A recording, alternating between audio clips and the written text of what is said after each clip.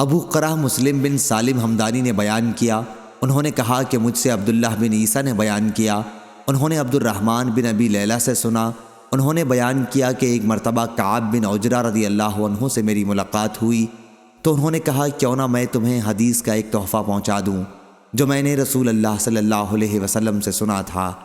میں نے عرض کیا جی ہاں، مجھے یہ تحفہ ضرور عنایت فرمائیے۔ انہوں نے بیان کیا کہ ہم نے حضرت صلی اللہ علیہ وسلم سے پوچھا تھا یا رسول اللہ، ہم آپ پر اور آپ کے اہل بیت پر کس طرح درود بھیجا کریں؟ اللہ تعالیٰ نے سلام بھیجنے کا طریقہ تو ہمیں خود ہی سکھا دیا ہے۔